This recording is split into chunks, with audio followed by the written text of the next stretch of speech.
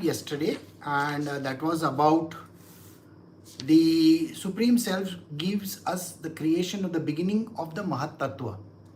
So Sri Krishna is talking to Maitreya Muni, and he has given the information of how the Mahat Tatva came into the picture.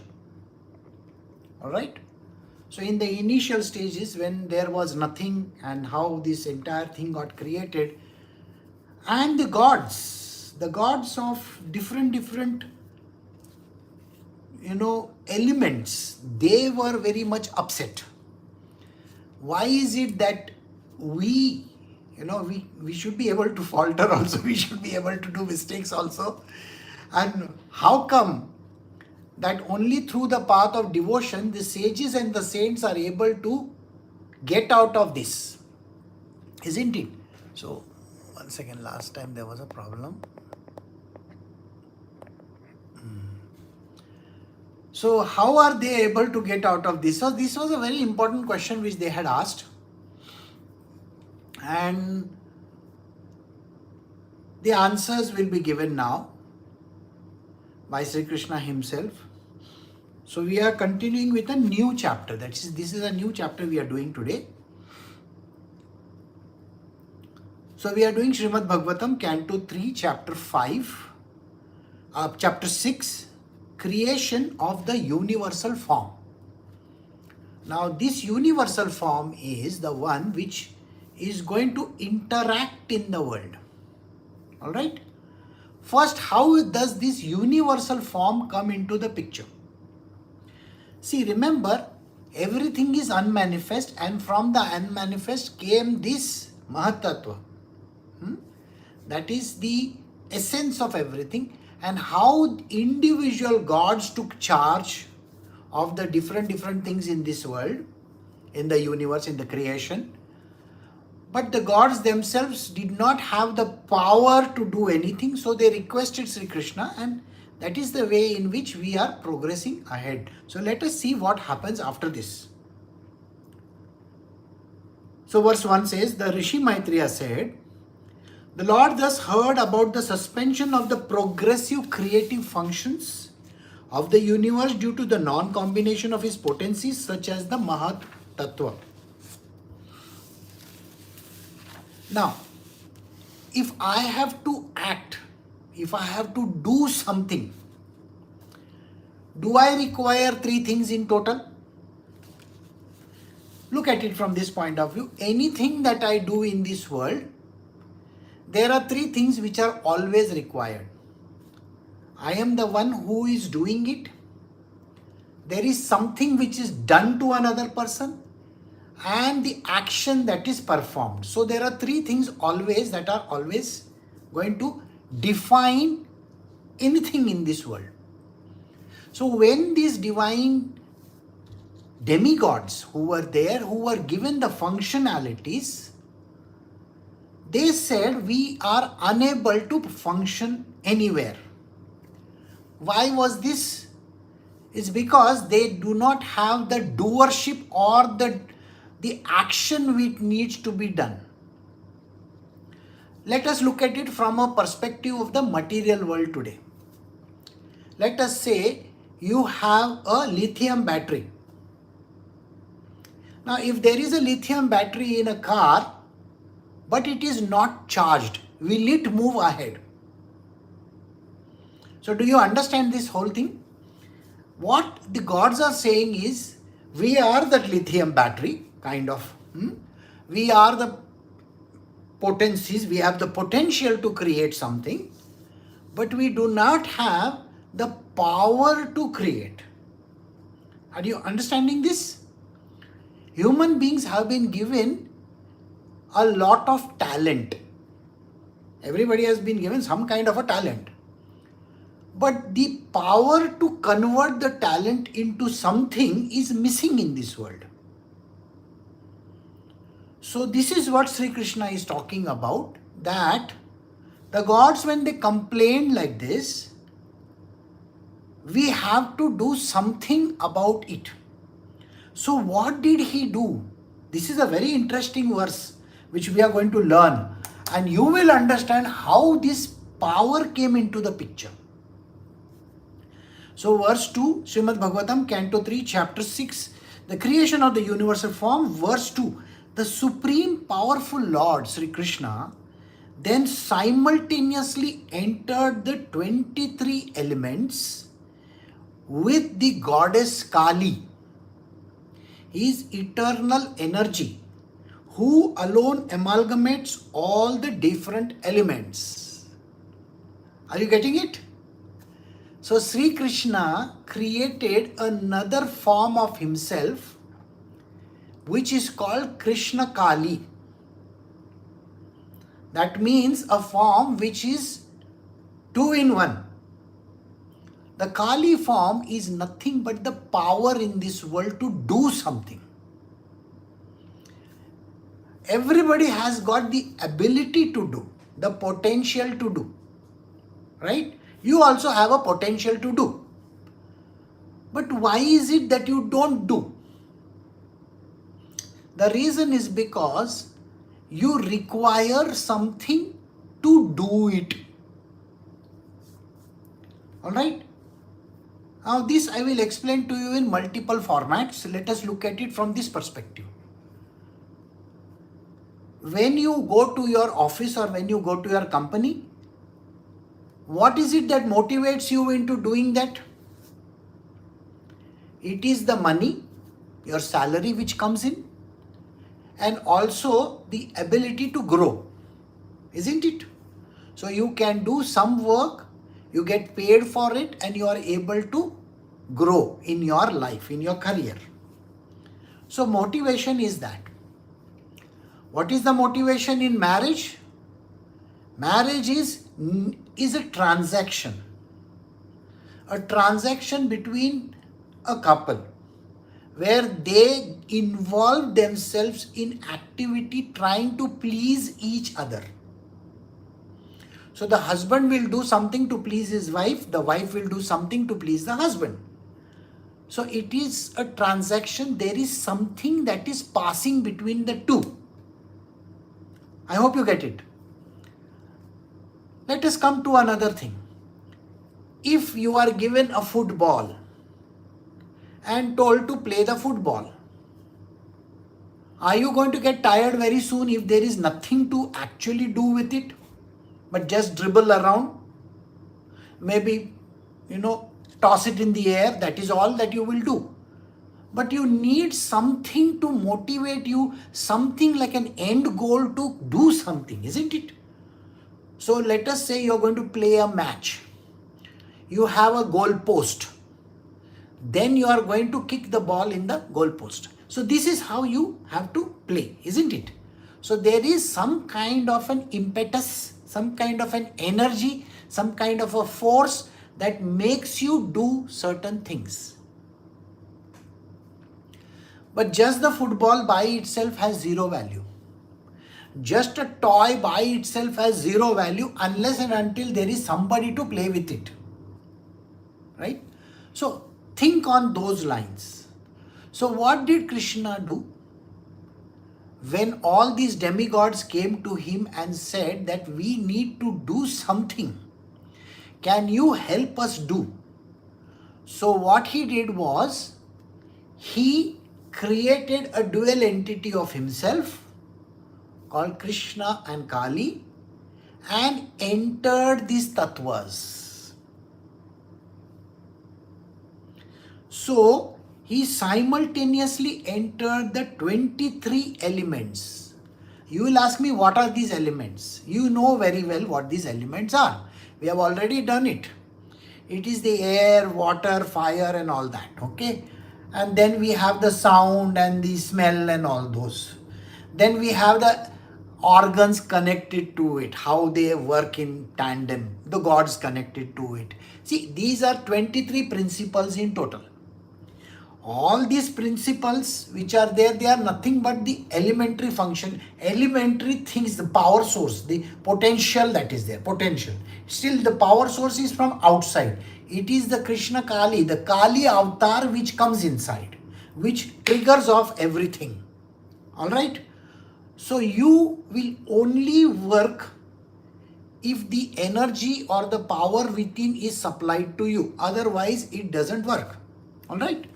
So I hope you got it. See, amalgamates with all the different elements. Thus, when Sri Krishna entered into the elements by his energy, all the living entities were enlivened in different activities, just as one is engaged in his work after awakening from the sleep. Got it? So where this happens is within the Mahat Tatva. The energy enters in Sri Krishna enters as Kali. Kali is nothing but power source. When you take your car to a charging station and you plug that energy within the car gets charged, the battery gets charged in the car. Isn't that how it works? Or even for that matter, the petrol, the diesel or whatever that you are putting in that vehicle, it charges it. Your cell phone needs a charge. And this cell phone which needs a charge, we have to connect it to the power source. So are you getting it? The power source is called Kali. This power is having what we say in our spiritual world, we call it the potency. Now see the word how it is. Potency is a combination of potential with energy. Potential with energy. So potential of every creature, everything, every element and the energy that is supplied to it creates some kind of a work. So the awakening of the sleep. So he is giving an example how a person who wakes up from the sleep then starts doing the job. Isn't it? So all the living entities were enlivened in different activities. So when you think about it, the air got enlivened. The water got enlivened. Like that. Now, if you look at still waters will not have any potential or energy in it. But when there is a certain amount of energy provided to it, what happens? It becomes active, right? Now, if we were to just take stillness within account, you will find that as a baby also who is born, if the baby doesn't move, do you know what you call it? Stillborn, isn't it? See the word how it comes into the picture? Stillborn, right? So it doesn't have the power within it to trigger off this life. So I hope you got this answer. So when the 23 principles were set in action by the will of the Supreme Lord, the gigantic universal form of the Vishwaroop body of the Lord came into existence. So now look at the entire thing around us. So if I look at individual elements like air, water and all, they all got charged. Charged by this Kali. When Kali charged everything, Krsna-Kali charged everything, the whole form became enlivened. See how it works. So in your case, you may open your eyes from sleep. Your eyes get opened. But do you know when the moment your eyes get opened, your entire body becomes active in that aspect? Have you seen that? That means even your hands, your legs, your body parts, they all become active. So when this Mahat Tatva was charged with Kali by Sri Krishna, so Sri Krishna as Krsna-Kali entered the system, it enlivened everything and the whole form got up. So which means the entire universe became active. And this active form is what is mentioned over here. Okay. This is the Virat form. Virat means huge, massive. Cannot be, even measured, that kind of a form. It came into existence. As the Lord, in his plenary portion, entered into the elements of the universal creation, they transformed into the gigantic form in which the planetary system and all movable and immovable creation rests. Verse 6, the gigantic Virat Purush, also known as Hiranmaya, lived for 1000 celestial years on the water of the universe, and all the living entities lay with him. So in the initial stage, this form which got created, the Virat Swarup, the form which came into existence, the triggers started in motion, one by one, one by one, one by one, one by one. Like think about your own sleep when you get up from the sleep. What happens to you? Your eyes are opened. When you open your eyes and you look up like this, you want to, rub your eyes or do something. Your hands move. Nowadays, everybody's hand moves towards the cell phone. Isn't that true? They want to first see on the cell phone what is there. But think on those lines that every part of the body starts becoming active. How much time does it take for you to lift yourself out of the bed? See, even if you are active, even if your legs are moving, your hands are moving or whatever, but there is a time gap between actual movement of the body, that means getting up and doing something, to the time you wake up. There is a time gap. And this time gap is important. So in case of the Virat Purush, what happens? It takes 1000 years for him to get up and start doing. So he is still in that stillness. He is still in that state where, oh, I am still getting up. Think like that. So the active part requires a trigger and a flow. When you are charging your battery, have you noticed it? The first 90-95% of the battery, 0 to 90-95% of the battery goes very fast. It starts filling up very, very fast, isn't it? Have you noticed that the last 3 to 5% of the battery moves very slow in charging? The thing is, the reason why this happens is because it's a trigger point. It happens literally everywhere. Okay, I'll give you the answer for even when you're downloading your software. Now there is an update. The update, in iPhone takes quite some time, maybe it takes half an hour to update. But have you noticed it? That it says so much percentage, so much percentage, so much percentage, and it stays stuck at that 5% to be filled in. It is stuck somewhere at 99 sometimes. Even in our life, if we are playing a cricket match or something like that, the kind of stress and the tension that a person has when the player is at 99 and he has to score the 100th run. So do you understand? This is a time, the phase, which is literally like you are sleeping on the ocean of stillness still. And for the Divine Lord, this portion is very much effective. So he lay in stillness for nearly 1000 years, whereas his parts of the entire being started getting activated one by one. Alright? The total energy of the Mahat Tatva in the form of a gigantic Virat Swarup divided himself by himself into consciousness of the living entities, the life of activity and the self-identification, which are subdivided into 1, 10 and 3 respectively. This is a very interesting part. Here you will find that how this whole thing further divides itself. So everything in the body of the Virat Swarup starts taking up separate locations.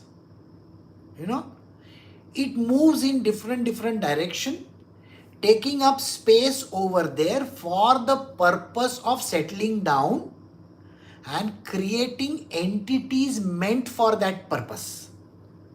Alright? One example will help you. So if I create a forest, the forest will have forest animals, certain types of trees which are suitable for the forest. If I have to create a sandy part of a land, a desert, then the desert will have specifics. If a sea is created, the creatures in the sea and the flora and the fauna is going to be different. Is it the same as on the land? No. So you will find when the sea went in one direction, the land went in another direction, the air went in another direction. Think, is the air below water? No. Does the air have a specific, place? It cannot be beyond a certain atmosphere, isn't it? Can you understand? It's limited by certain factors. So if I have to look at this, isn't it limiting factors which have been put into effect? So when the energy works within a system, the limiting factors come into the picture. So it becomes a conglomerate by itself with independent activity defined. So even in your company, for those who are working today, you will find that there are different departments doing different types of functions. Like the human resources will operate separately as an HR department. The sales will operate separately, right? And there are different departments for different purposes. Each will have its own power and independence, correct? So the budgets will get defined, right? Similar fashion, this is how the whole system of Virat Purush comes into the picture. It takes up different locations with different functionalities, and here it said it's subdivided into 1, 10 and 3. Now what is this 1, 10 and 3? 1 is the one whole.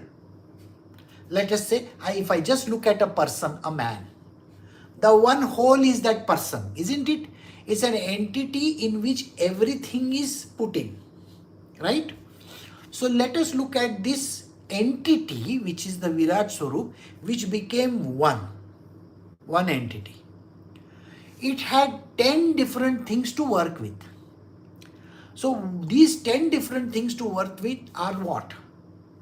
When one mixes with another, see, think about what I said. We did this very clearly. The water, if you remember, in our past, chapter, we did that. When the water mixes up with the earth, it creates the sense of smell. You remember this whole thing? When two elements come together, they interact with each other with the energy that is there. It creates something different. So like this, there were 10 things which got created.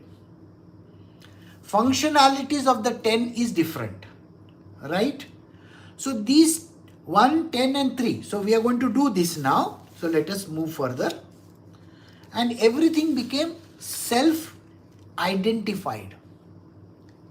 Self-identified. Like I said, the human resources department. Identification is complete. Like that, let us say the department for smell. Identification is complete. The department for vision. Identification is complete. So I am not going to mix up vision with smell, can I? No. So one department works for one particular purpose. The other department works for other purpose. So air has certain functionality which the water may not have. Water has functionality which the air may not have. So depends, fire is different, like that. I hope you got this clear. The gigantic universal form of the Supreme Lord is the first incarnation and the plenary portion of the Super Soul. He is the self of an unlimited number of living entities, and in him rests the aggregate creation which thus flourishes. So here we have a Virat Swarup. The Virat Swarup is the created form. See what I am saying. The Virat Swarup is a created form of this entire creation. So the entire creation has come into the picture. And this is having the Divine Lord as the self. The divinity within this creative Lord, okay, the one which we are defining just now, the Virat Swarup, the creative aspect of it, that which is responsible for it, that which is not understood but it is there. Remember, Krishna and Kali together did this. The form which is non-participative and the form which is participative, which is the power source too. So the one which is the non-participative part which is there, this particular aspect is a massive form in the form of the SELF, self. Got it? Now this self has got number of entities which is called the individual self. Are you getting it? Like we say, soul, super soul, and then individual soul. We say these words in English. So in a similar fashion, this entity which is called the Virat Roop, it had what is called as the self within it. The self created for itself number of divisions for itself, by itself. They don't require anything from outside to create. By itself it created number of divisions. I hope you are getting it. He is the self of an unlimited number of living entities, and in him rests the aggregate creation which thus flourishes. So in the Virat Swarup, the full aggregate portion of this whole thing is resting in that. The gigantic universal form is represented by 3, 10 and 1 in the sense that he is the body, the mind and the senses. He is the dynamic force in all movements by 10 kinds of life energies, and he is the one heart where life energy is generated. So I told you that one is you. You is who? The one who is the divinity within. In this whole. We say it is in the heart. The central portion is the heart, not the brain. See, the brain is a processing organ. So we should never consider brain as a... So the core of the being is the one. There are 10 energies which react with 10 individual objects to create some kind of a, work. And then there are 3 things which come into the picture, which is the body, mind and the senses. So you got the answer for the 1, 3 and 10. So now let us see how this whole thing distributes itself. And now we are going to take this step by step. Yeah, this is maybe, it may not be an interesting story for you, but listen to it. It is important for you to understand. Verse 10, the Supreme Lord is the super soul of all the demigods, entrusted with the task of constructing the cosmic manifestation. Being thus prayed to by the demigods, he thought to himself and thus manifested the gigantic form for their understanding. So what did Sri Krishna do? Because all these demigods had come to him, remember? So many demigods. So when they came to him, what he did was he gave them individual spaces. Think what I am saying. Think like this. Now you have made a company. Okay? Now in the company you have selected a few people. Right? Now you have selected a person for the purpose of say, marketing or design or something like that. Somebody is there for human resources. Somebody is there as a legal person. Somebody is there as administrative person. All kinds of people, accounting department. So many departments are there. Are they going to sit somewhere or no? Do they require space in a building?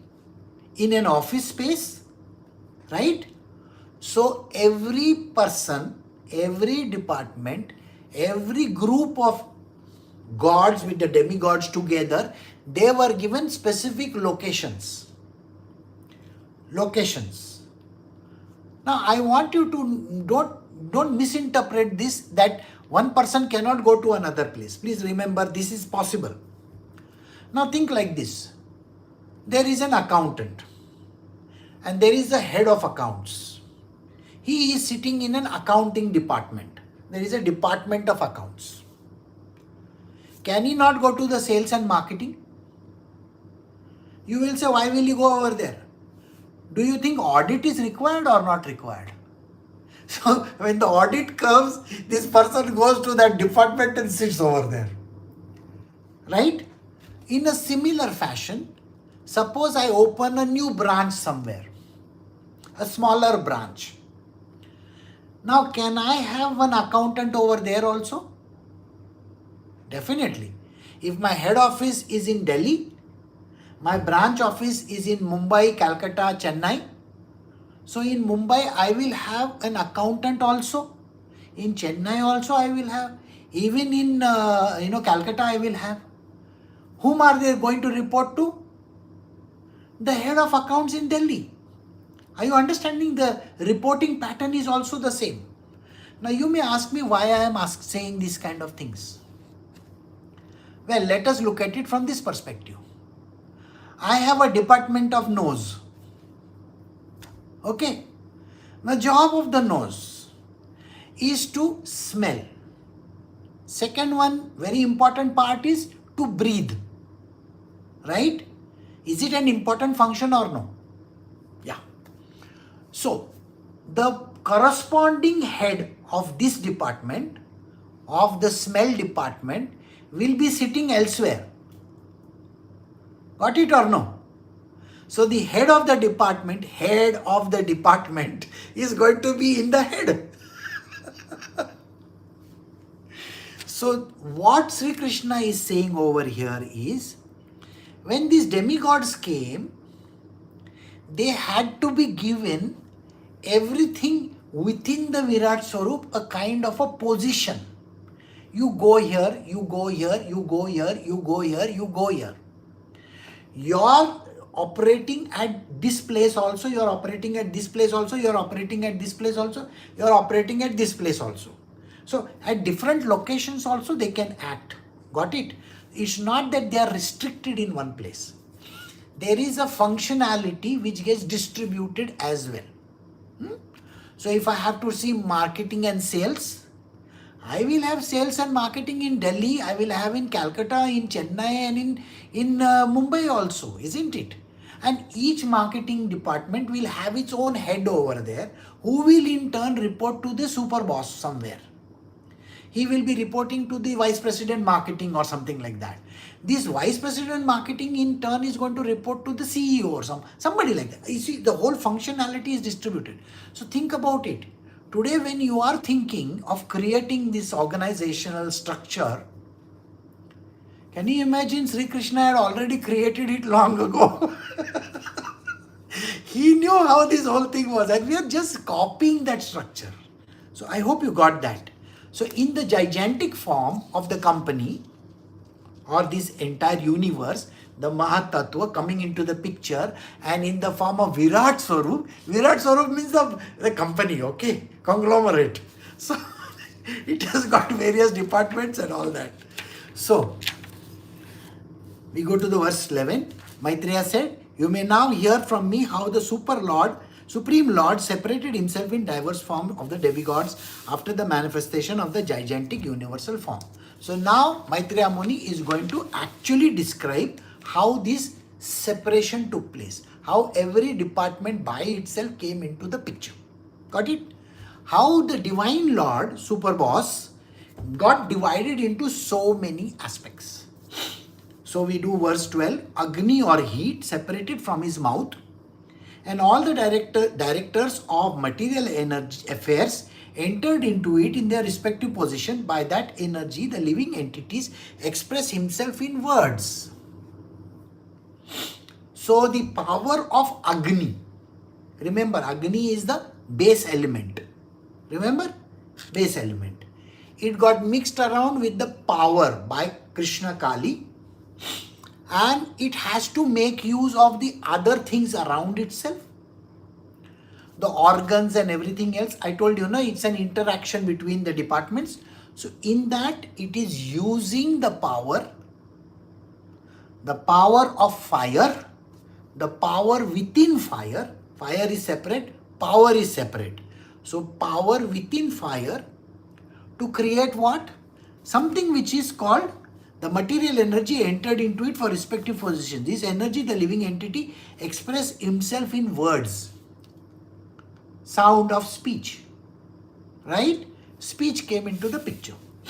When the palette of the gigantic form was separately manifested, Varuna, the director of the air in the plenary system, entered therein, and thus the living entity had the facility to taste everything with his tongue. So inside our mouth, fire was responsible for creating speech. But the same tongue, is it not used for the purpose of taste as well? Both these things are there, no? Like the nose is meant for two purposes again. Are you sure about it? No? Huh? One is for breathing, activity, and the other one is smelling, two activities. So like that, here is an idea given that Varun Dev, who is responsible for, creating this kind of a effort within the tongue, gave the sense of taste. When the Lord's two nostrils separately manifested themselves, the dual Ashwini Kumars entered them in the proper position. And because of this, the living entities can smell the aromas of everything. So when the nose was created, the nose has got the ability to smell because of Ashwini Kumars. Thereafter, the two eyes of the manifest gigantic form of Lord were separately manifested. The sun, the director of light, entered them with the partial representation of eyesight, and thus the living entities had the vision of forms. So now we come to the eyes. Without light, can you see anything? No. So the light, which is the source of this energy, creates these forms outside which are visible to our eyes. So vision came into the picture. Got it?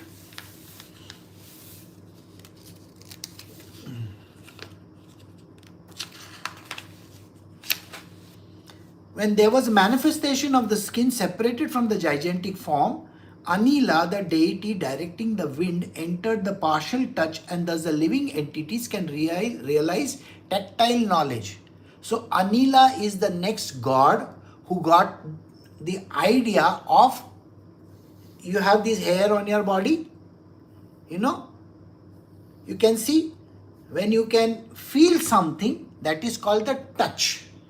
So Anila is the one which created this sense of touch. The power within our body or skin is nothing but the sense of touch that got created with this god called Anila. When the ears of the gigantic form became manifested, all the principal deities of the direction entered into them for the hearing principle, by which all living entities hear and take advantage of the sound. So the ear is another place where the same forms, all the different gods entered over there, so that hearing came into the picture. When there was a separate manifestation of skin, the controlling deities of the skin and their different parts entered into it, and thus the living creature feels itching and happiness due to touch. Itchiness. So imagine you are scratching yourself. That is coming because of some gods which have entered into the system. When a person has leprosy, they do not have a sense of touch. You know that, no? They can't touch and feel anything. They have lost the sense of touch. And that is why when their fingers and portions of their body fall off, they don't even know that it has fallen off. Because they have lost the sense. Okay? So this is how it works. So the sense of touch came into this picture, and we are able to create these two things, which is, we are able to scratch our bodies and feel it, and the happiness due to touch. Verse 19, when the genitals of the gigantic forms separately became manifest, then Prajapati, the living creature, entered into them with his partial semen, and thus the living entities can enjoy sexual pleasures. So Prajapati is responsible for the sexual pleasures that arises within the genitals. The evacuating channel separately became manifest, and the director named Mitra entered into it with a partial organ of evacuation. Thus the living entities are able to pass stool and urine. So the evacuation organs, the god called Mitra came into the picture, and he is the one who provides us with this power to, give out stool and urine. Thereafter, when the hands of the gigantic form separately became manifest, Indra, the ruler of the heavenly planets, entered into them, and thus the living entities are able to transact business in the livelihood. We are able to do work with our hands, isn't it? You are able to do your work with your hands, isn't it? So Indra Dev is responsible for creating that activity within the hand. Thereafter, the legs of the gigantic form separately became manifested, and the demigod named Vishnu, entered with partial movement. This helps us living entities move in his direction. So now Vishnu is a smaller avatar. He is not the original Sri Krishna. The Vishnu avatar is one of the avatars of avatars. So it is responsible for the movement of the legs. So you can move around with your legs. When the intelligence of the gigantic form separately became manifest, Brahma, the Lord of the Vedas, entered into it with the partial power of understanding. Thus an object of understanding is created by the living entities. So Brahmaji came, and he has the power of the Vedas, the power of Saraswati also within him, isn't it? So because of this power that is there, Brahmaji gave us the power of knowing and understanding things. Got it? After that, the heart of the gigantic form separately manifested itself, and into it entered the moon demigod with partial mental activity. Thus the living entities can conduct the mental speculation. So there is a god. If you remember, the sun was responsible for the eyesight, right? We are able to see things.